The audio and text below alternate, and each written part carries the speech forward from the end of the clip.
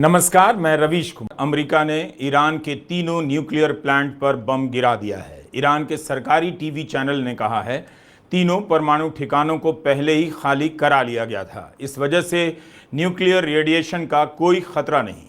America ने बम तो गिराया है, लेकिन अभी यह साफ नहीं कि अमेरिका के बम गिराने से ईरान के परमाणु ठिकानों को कितना नुकसान पहुंचा है। क्या खाली परिसर पर हमला हुआ या कुछ नष्ट भी हुआ है? इस हमले में तीनों न्यूक्लियर प्लांट में काम करने वाले कितने लोग मारे गए? ईरान के बुशर प्लांट पर हमला नहीं हुआ है, जिसमें रूसी वैज्ञानिकों के काम करने की बात खुद रूस के परमाणु कॉरपोरेशन के अध्यक्ष ने की थी। क्या अमेरिका ने उन ठिकानों से खुद को दूर रखा जहां पर रूस के नागरिकों के होने की आशंका थी? मगर तीन प्लांट पर बम गिराना, उन्हें ध्वस्त करना, यह भी काफी है समझने के लिए कि अमेरिका का शुरू से ईरान को लेकर क्या इरादा था। उसने चिंता नहीं की कि रूस क्या करेगा, चीन क्या करेगा। अब इन दो देशों को बताना होगा कि वे क्या करेंगे। ईरान पर अमेरिका का बम गिराना बहुत बड़ी घटना है। इसके जवाब में ईरान क्या करेगा? आने वाले दिनों में मध्य पूर्व की हालत पर क्या असर पड़ेगा?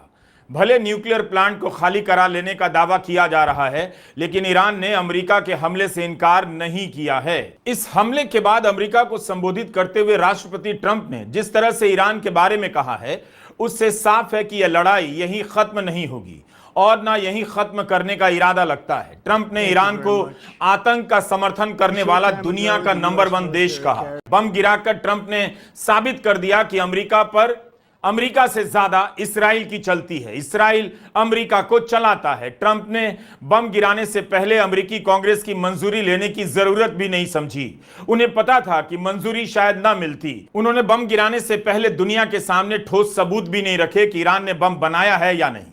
युद्ध के विरोध पर चुनाव जीत कर आने वाले ट्रंप का यह बयान बता रहा है कि युद्ध के विरोध में उनके दिए गए सारे भाषण झूठ और कल्पना का लेवल पहनकर अमेरिका में टहल रहे हैं। ट्रंप ने अपने भाषणों को नकार दिया, उन्हें नकारना भी था। इस्राइल ही अमेरिका की जनता है, इस्राइल ही अमेरिका का पब्लिक ओपिनियन है और इस्राइल का फैसला अमेरिका का फैसला है। Thank you very much.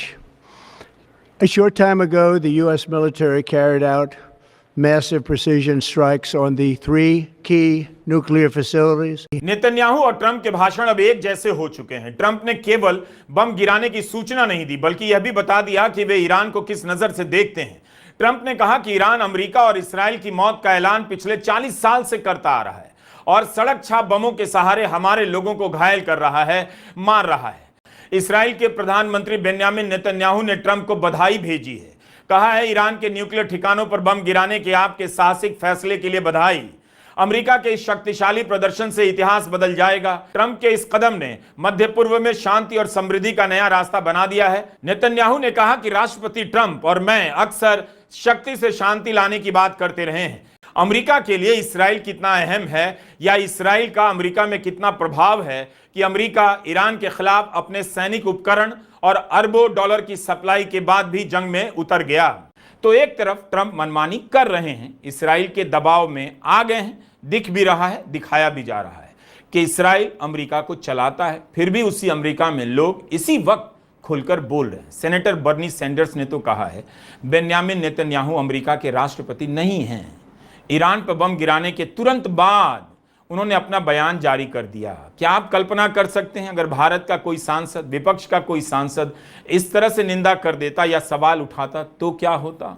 America ने ईरान पर बम गिरा दिया, 2 हफ्ते का समय दिया था, लेकिन तब भी कहा जा रहा था बम कभी भी गिराया जा सकता है। इससे जुड़ी खबरें तेजी से बदलती जा रही हैं। दावे गलत हो सकते हैं, दावे सही भी हो रहे हैं। इसलिए ध्यान से इन घटनाओं को देखिए। नमस्कार, मैं रवीश कुमार।